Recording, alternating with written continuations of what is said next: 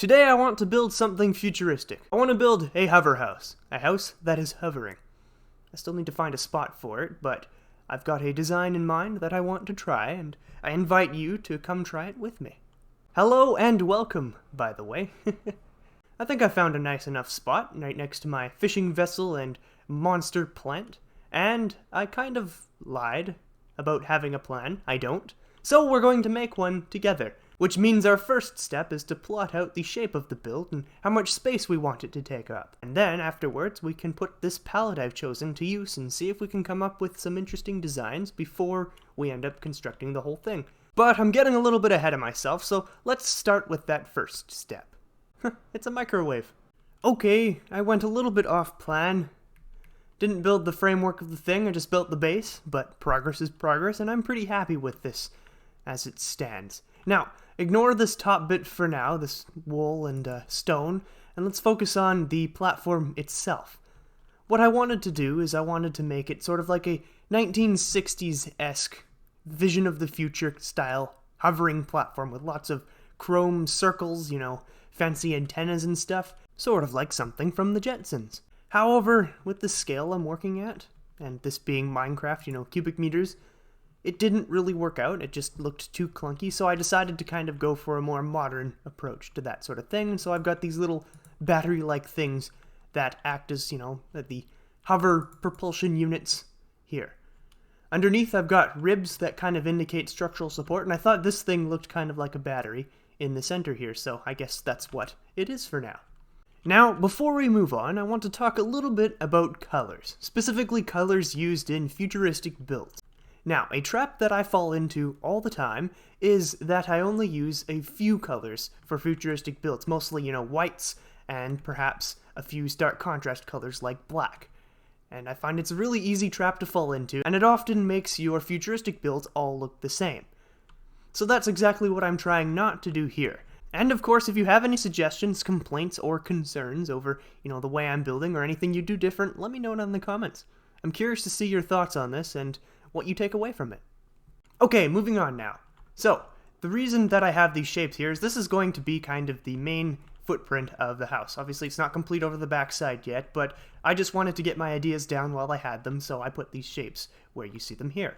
This side I want to be sort of like a driveway, so I'm probably going to replace this grass here with some kind of concrete. And there's going to be a bit of a garage behind here with a small overhang of the house.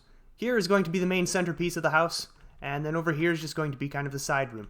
It's going to be a fairly standard design of, 1, 2, 3 pieces. And I'm going to try to differ it up a little bit with colors and with shapes further up on the build. However, those are just theories right now, so what we need to do is get to building and put those theories into practice. This has actually been the most fun I've had building in a very long time. I am super happy with this build, so let's go on a little bit of a tour, shall we? Okay, so here's the garage. Yep, you go in here. You can walk over here. Chill in this corner.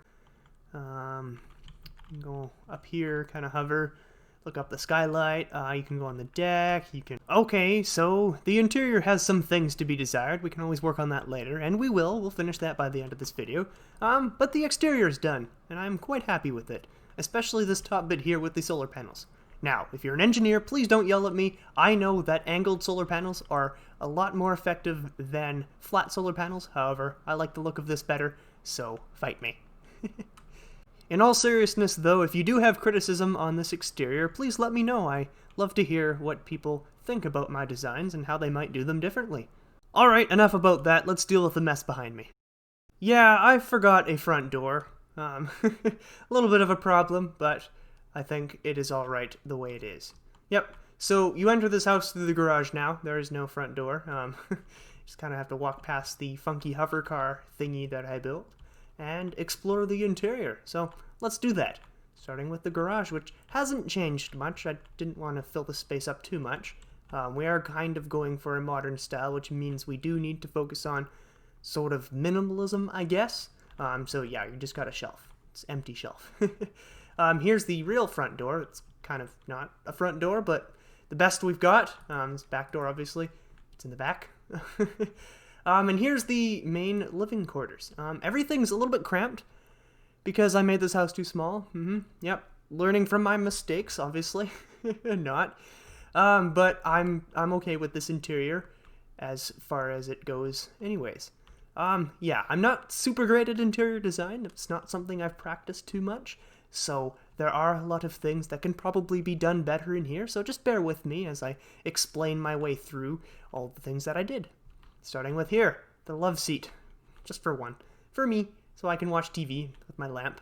The ice isn't melting because I have tick speed set to 0, so we're safe here. Now around here is the bathroom. It is very small and there is no toilet. Just ignore that for now to pretend there's a toilet here, or maybe the sink is dual purpose, but we prefer not to think of those things. This is a Minecraft channel. Up here is the kitchen. We've got a fridge, you have a oven, stove, seating area for eating things, a mini shelf pantry area. Upstairs, got this sort of half loft thing, which leads to the bedroom. The bedroom is probably the hardest for me to furnish, so you've just got this and a little mini standing lamp with some beds, nothing special there. And up here is the third loft. Oh yeah, forgot about there. Just remembered I put stuff up there. Yeah, that's the storage. Here's the loft. It goes out to the deck where we've got 2 sun chairs and a barbecue. I got these levers here with the lovely debug. Oh, that's not supposed to happen.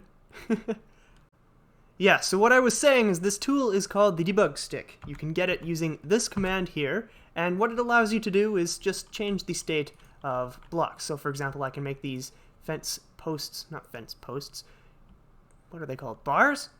I can make these bars connect. Ian forgot what iron bars were for a second there. I can make them disconnect, I can, you know, make them go that way, I can completely destroy my lovingly created car. And yeah, you could do this with pretty much every block in the game except for the full blocks, which will say it has no properties. There aren't any things you can change about it. And it's quite useful for building things like this where you need fine detail like the little struts that hold up the sides of the barbecue.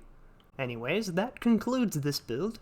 I do hope you enjoyed, and more importantly, I hope you found inspiration in this build to maybe go create something like this in your own worlds with your friends, or without, on your own like me. In any case, thank you very much for watching, and I will see you in your dreams.